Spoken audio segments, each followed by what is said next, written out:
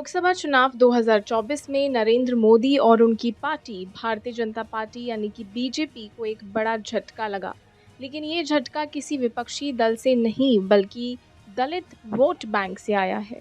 ये वही vote bank है जिसे बीजेपी ने एक समय बड़ी चतुराई से अपने पाले में कर लिया था। परंतु 2024 में स्थिति पूरी तरह पलट चुकी है। दलित वोटर्स ने इस बार खुलकर समाजवादी पार्टी का साथ दिया और बीजेपी को हाशिए पर धकेल दिया। आपको जानकर हैरानी होगी कि भारत में दलित वोटर्स की संख्या कम नहीं है। देश की कुल आबादी का लगभग 16.6% हिस्सा दलितों का है। जब वोटिंग की बात आती है तो ये प्रतिशत और भी ज़्यादा महत्वपूर्ण हो जाता है, यानी कि परसेंटेज, क्योंकि ये वोटर्स सत्ता की दिशा बदल सकते हैं। 2024 के लोकसभा चुनाव में उत्तर प्रदेश, जहां बीजेपी को अब तक दबदबा था, वहां भी दलित वोटर्स ने बीजेपी के खिलाफ मतदान किया। ये देखना दिलचस्प है कि उत्तर प्रदेश में दलित वोटर्स की संख्या सबसे ज़्यादा है। उत्तर प्रदेश में लगभग 20% वोट्स दलित के हैं और जब ये वोट बैंक बीजेपी के पक्ष में था, तब बीजेपी ने चुनावी सफलता की कई कहानियां लिखी थी। लेकिन इस बार ऐसा नहीं हुआ। दलित वोटर्स ने खुलकर अखिलेश यादव की समाजवादी पार्टी का समर्थन किया, जो बीजेपी के लिए बड़ी चिंता का विषय बन गया। उत्तर प्रदेश में दलितों का हमेशा से महत्वपूर्ण राजनीतिक स्थान रहा है। यहाँ की दलित आबादी ने एक समय बीएसपी को सत्ता में पहुंचाया, फिर बीजेपी को भी समर्थन दिया। परंतु 2024 के चुनावों में दलित वोटर्स ने बीजेपी को किनारे कर दिया और समाजवादी पार्टी को गले लगाया।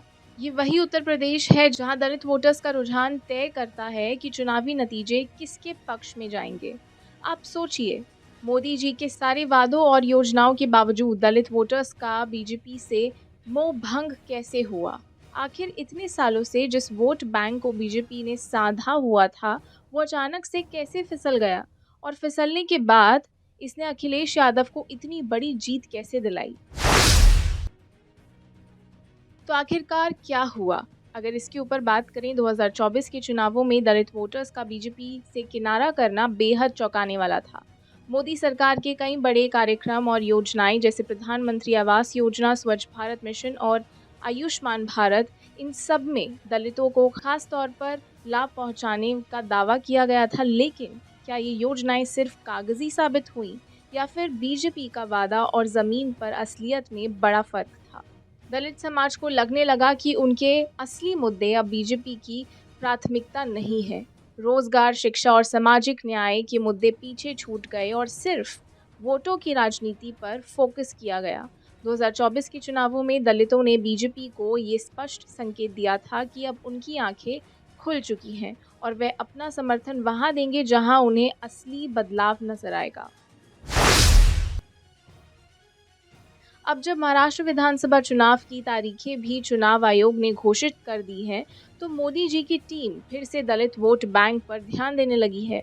महाराष्ट्र में दलित वोटर्स का प्रतिशत लगभग 11% है। 2024 के झटके के बाद अब बीजेपी को समझ आ गया है कि दलित वोटर्स को अनदेखा करने का मतलब सीधा हार का सामना करना है। महाराष्ट्र में दलितों का राजनीतिक महत्व कोई नई बात नहीं है। डॉक्टर भीमराव अंबेडकर की धरती महाराष्ट्र में दलित वोटर्स ने हमेशा से राजनीतिक समीकरणों को बदलने का काम किया है और अब मोदी जी समझ चुके हैं कि अगर महाराष्ट्र चुनाव में जीत चाहिए तो दलित वोटर्स को खुश करना ही होगा। लेकिन सवाल ये है कि दलित वोटर्स क्या फिर से मोदी जी के दलित प्रेम पर भरोसा करेंगे?